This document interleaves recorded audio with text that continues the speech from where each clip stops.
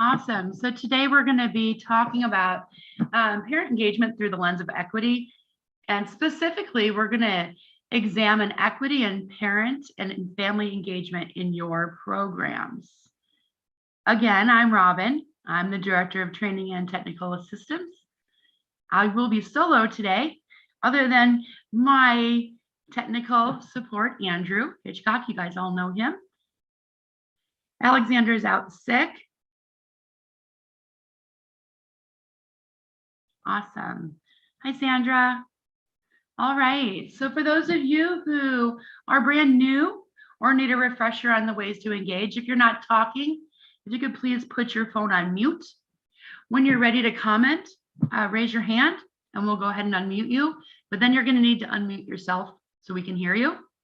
Please be patient with us. Sometimes there's lots of people on and we want to make sure we get as many people's voices into the room as possible.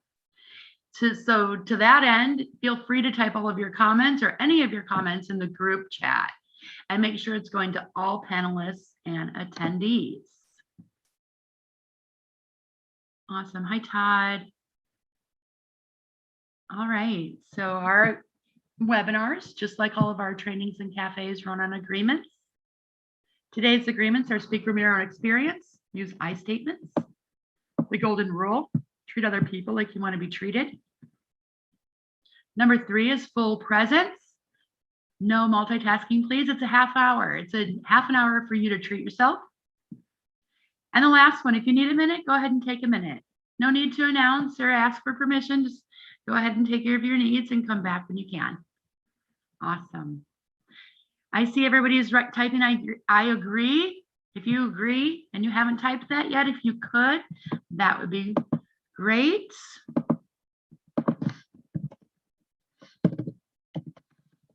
All right, so we're going to go ahead and get started by defining equity. And we're just going to have a really good conversation today all about equity and parents and our programs. So can somebody type in the chat or raise your hand about what equity means to you? Anyone?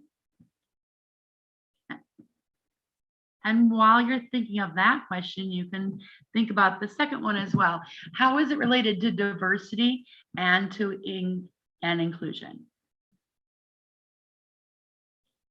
Anybody have any ideas what equity means to you?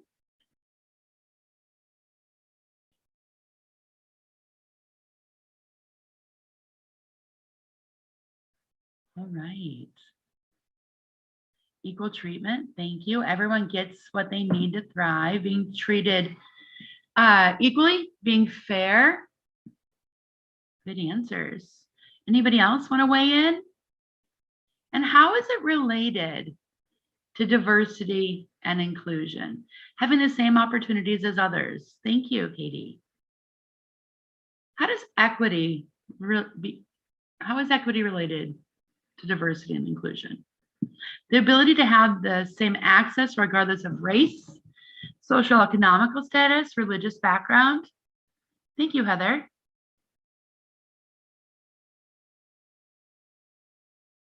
And how is it related to diversity and inclusion? Now we have a pretty good working definition: equal treatment, the ability to have the same access, the quality of being fair. Equity means meeting families where they are at without judgment. Thank you, Margaret. Allowing their point of view without trying to persuade, but finding strengths. Good. And Maggie, how does that relate to diversity and inclusion? Can we have diversity and inclusion without equity?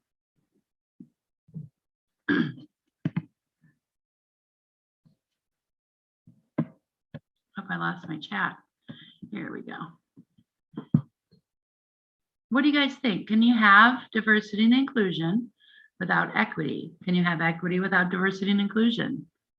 How are they all related to one another? Oops.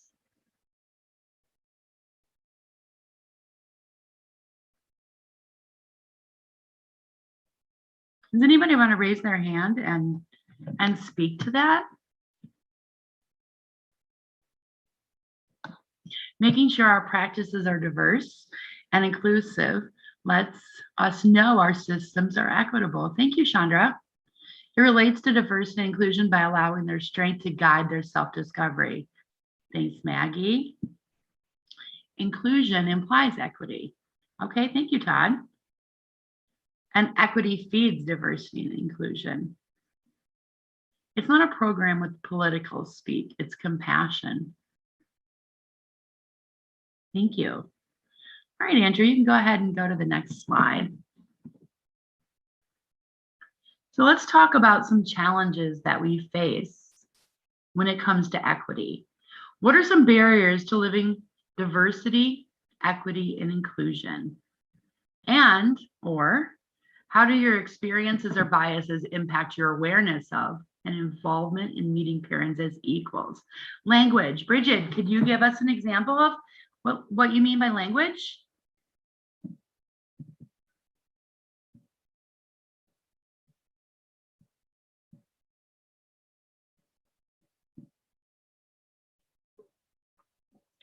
I'm gonna let her type. Anybody else want to answer the, if families don't speak the commonly spoken language? Okay. So that's a barrier. Thank you. Barriers are implicit bias. Thank you, Chandra. Barriers. We all have different experiences. And when we have different experiences, why does that matter, Todd?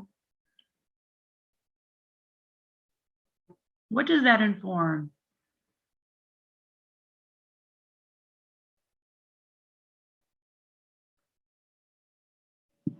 Yeah, we come from different perspectives. We often see the world extremely differently based on our lived experience.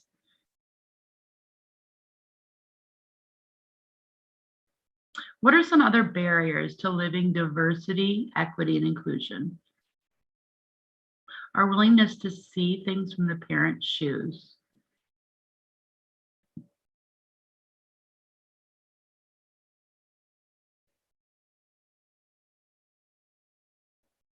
Let's say you have a family, this is from Maggie. Let's say you have a family whose religion could be completely against your own beliefs.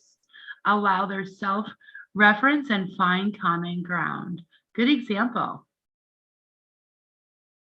Operating within systems historically created and maintained through oppression. Andrew, do you want to elaborate on that?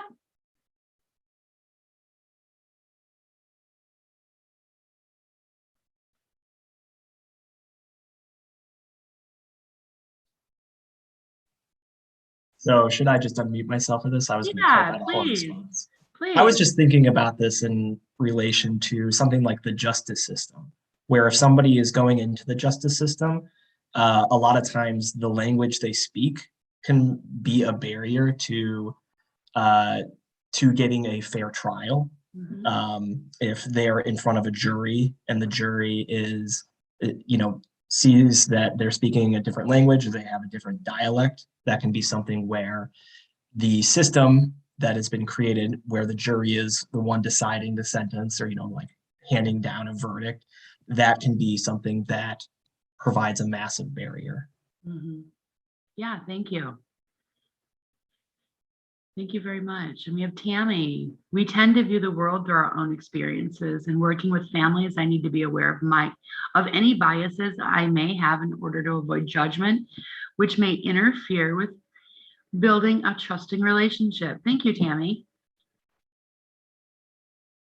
Yeah, so I have a personal experience here.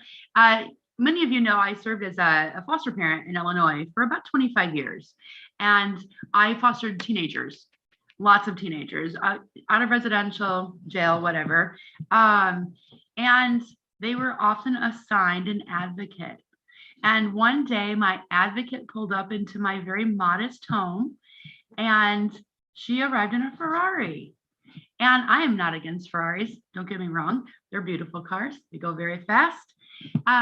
But this was an outward sign that she was in a different socioeconomic status than myself and the parents of the child that I was fostering. So the child that I was fostering was living in poverty, and he was living in a multi-generational family, and she was just aghast. How could he live that way? How could so many people live in one house?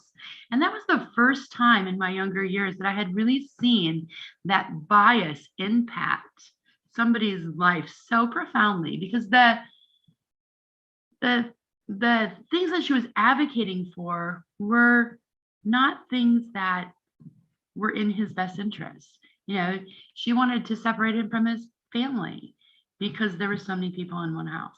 That's where I learned about equity.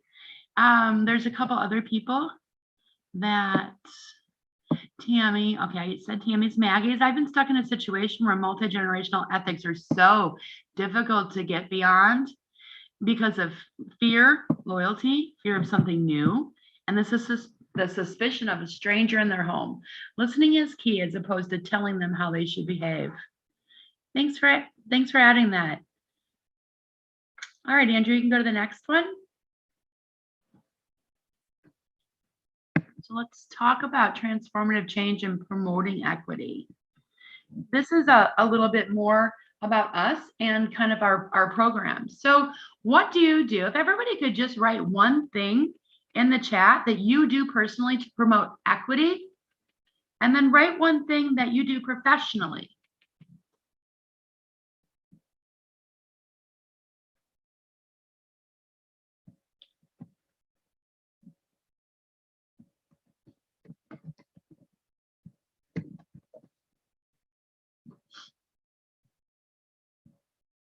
Anybody do anything? Promote equity. I try to be open-minded. Okay. Bridget, personally, I practice the golden rule: treat others the way you want to be treated. And we have Trinisha. Tynisha, I'm so sorry. Personally, I am open to learning new things, even if they make me uncomfortable. What was the last thing that you learned that made you uncomfortable?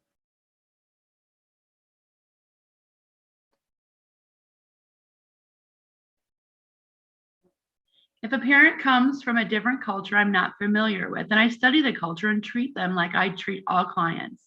Thank you, Yolanda. And Chandra, I pause both personally and professionally and first think about my own bias that I might be viewing a situation from. And Tammy is adding, I think that it's the same thing personally and professionally. Thanks, Tammy.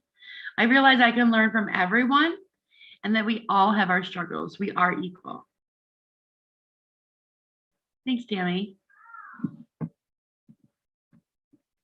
Oh, hi, Dana. I didn't see you come in. I make sure my kids experience many different environments and cultures, spending time volunteering, traveling, discovering these places together. Great. What was the last place that you went, Dana? Can you tell us a little bit about it?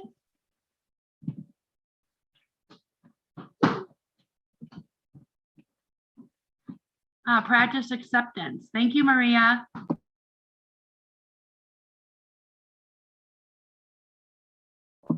Oh, that's fun. She said she spent 3 or 4 days in Amish country. Great. And Sandra is adding, I treat the situation according to its need, no matter color, economic, age, or gender. Thanks for the reminder, Andrew. If anybody does want to speak, Andrew can unmute you and you can hear somebody else's voice other than mine. So why do you think parent engagement is easier if equity is present? And what does that mean when you walk into a program and you know that it's equitable?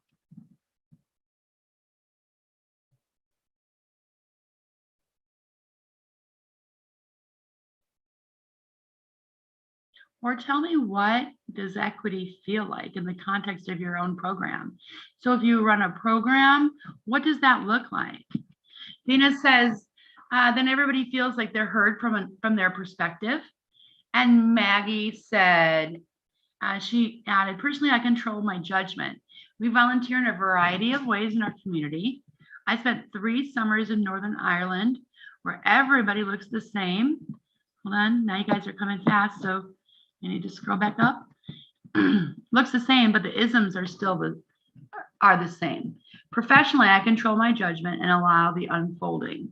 Ask questions, listen, collaborate on problem solving. Thank you, Maggie. And Maria added 2. People feel comfortable and are willing to open up.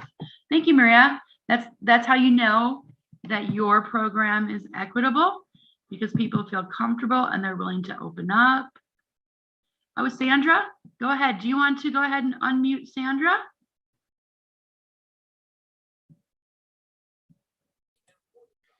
Hello. Hello. Hi, Sandra. Hi. I just wanted to say, great question on my job as a parent partner. Like you said, learning to just be fair. And that's why I said it's the situation. It's not about where you come from, rich, poor, black, white, whatever. Because the one thing I noticed about being a parent and becoming a parent partner, I don't care where you come from. When your children are in trouble, we just want an answer or how to help or how to do it. But I did have to learn that years ago, because I'm coming from South Central as a Black woman.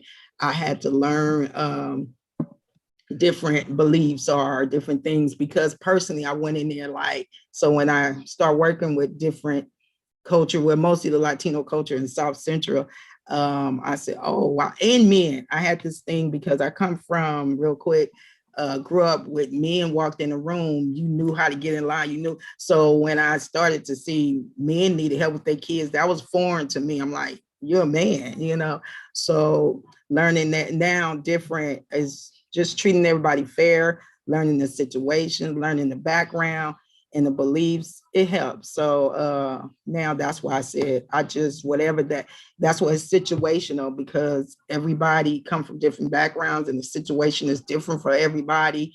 And the families are different. The resilience are different. So learning the background and being a good listener helps. And so just wanted to say that. Thank you, Sandra. And thanks for being brave and taking yourself off mute. That's great. Maria added people. Oh yeah, I said that one already. People feel comfortable and are willing to open up. Todd offered, you can be respected and respectful. Tammy offered, the parents I work with stay engaged because they know that I value them and their views. There's mutual respect and we learn from one another. Tammy, what are a couple of the things that you do that show you value your parents, other than listening to them or listening to their point of view? What are some tangible things your program does? Chandra says people feel empowered and become collaborators in the work. Thank you, Chandra. Do you want to add to the chat or raise your hand and talk to us about how you make them feel empowered using equity? Dana offered, I try common ground in no matter what we're discussing, or try to find common ground in no matter what we're discussing. Yeah. And Maggie said, well said, Sandra. I agree. Thank you for sharing. Tammy said, it's important for me to work for organizations that do not subscribe to an us and them philosophy, but rather that we're all in this together. Ubuntu. Tammy, how do you pronounce that word? I think it's the traditional African word. Does anybody want to talk about that? Go ahead, Anna. Oh, I saw Anna for a sec. Oh, there's Tammy. Go ahead, Tammy. Hi, can you hear me? Yeah, I can hear you loud and clear. It's Ubuntu. Okay. Just a philosophy, kind of that I am because we are kind of thing. All right. I learned it at an agency I worked for previously. And I missed your question, Robyn, because I was getting that thought out, typing it. Oh, no problem. Sorry about that. No, it's great. And how does that philosophy work with equity? Talk a little bit about it. So I don't know. I really do feel equal to the clients that I work with. I am them. I have been in their similar situations. I like to learn from them and what makes them tick. I love to learn more about their family culture, not just ethnicity, etc., but just their family traditions and stuff like that. Thank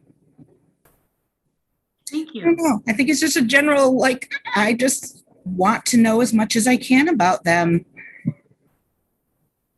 Yeah, that's great.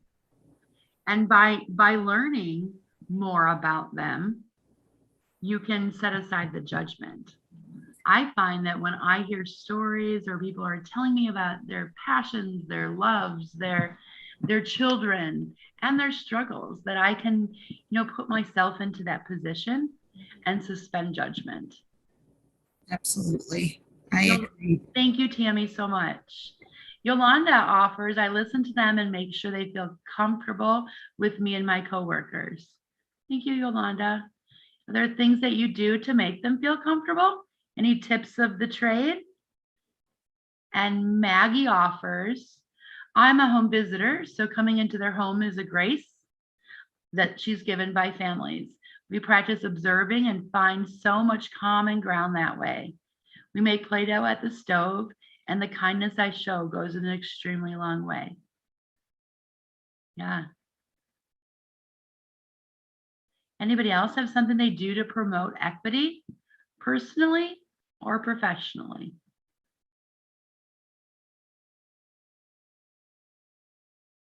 I think that one thing that I do is just taking a step back and questioning myself. Where did that thought come from?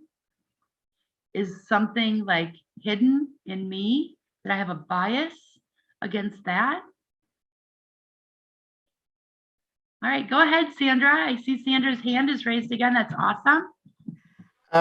Real quick, well, one thing I do, again, as a parent partner or whatever, I break down some things when I work with parents. I will tell a little bit, snippet of my own story. And then I notice it breaks it down a lot or make them feel comfortable, because I don't go in there with, I used to start off in this profession in a sense with my heels, and so now I go in there with my tennis shoes and jeans, or whatever. Because we all got a story, and when you're not ashamed of your own story or your resilience, and it's not about me, but sometimes it breaks the barrier down, or feeling ashamed or guilty, or you don't understand, or different things. So when I go into like, hey, yeah, and it's a personality, because I go in there with that and I ask God to give me that, to break down that barrier, to let them know we all come from a place. This is not about nothing else, about helping one another as mothers, as whatever you want to call it, family or different things. So it's a big one for me. And I notice it make people be at ease. I'm just saying, where the families I work with, not 100%, but I seen it work. I'm just people too, just with a badge, but I can take my badge off. Thank you, Sandra. Thanks for giving those examples. It's really helpful. Rochelle offers, I think promoting equity within a program is based on asking and listening. Thanks, Rochelle. And finding common ground in our goals and struggles, is what Bridget offered. One or two more before we move on. Tammy says, even if I have a bias or disagreement with someone, I still respect their viewpoint and their right to have their own opinion or way of doing things. An example that comes to mind is abortion. I'm against this myself. However, I had to support many clients through this process. I make sure they have all the facts about their options and that they know I will support them no matter what they choose. Thank you, Tammy. Thank you for offering that. Anybody else got one more thing to say?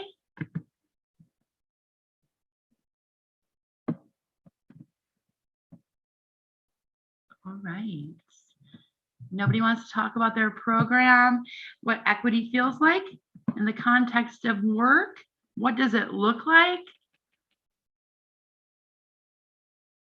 And I think the one question we didn't touch was in the middle. Why do you think parent engagement is easier? This is a really good place to end. Why is it easier when equity is present? How does it assist us in helping people?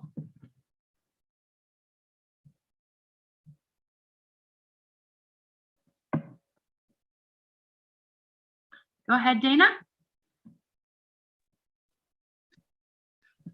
I think one of the biggest ways, and I think it's for me personally, and so it's much easier for me to translate that out to other people, is that if you come into a room and you don't feel like you're going to be heard the minute you step in the door, you shut down immediately and it shuts everybody else down. So it becomes almost an antagonistic situation instead of the helping tool that it's supposed to be.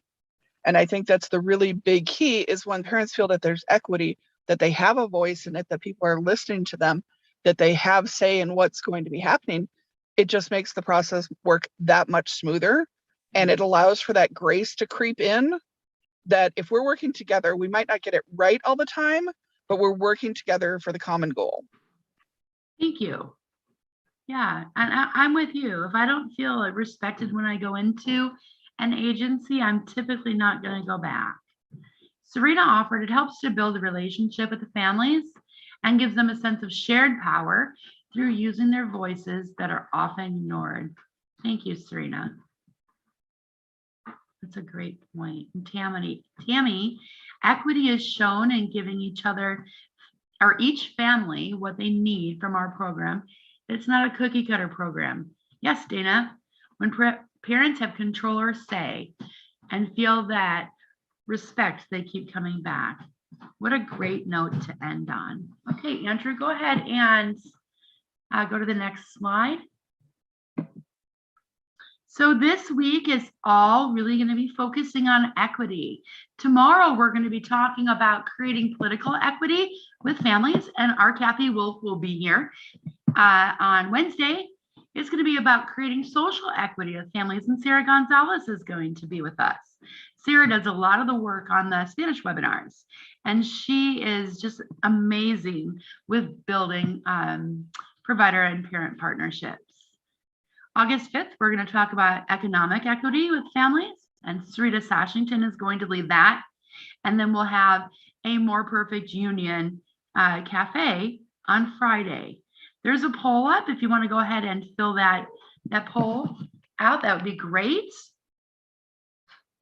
And then I just want to highlight that we at Be Strong Families have a workshop. It's a half-day workshop, and it's called Parent Engagement Through the Lens of Equity. And we are offering that on a registration-based format. And that is on, I need to close my chat there, on Wednesday, September 15th. So in about a month from now, it's coming up. And if you would like to register, the link is right there. And I believe that Andrew just put it in the chat. Awesome. All right. Andrew, is that the last slide?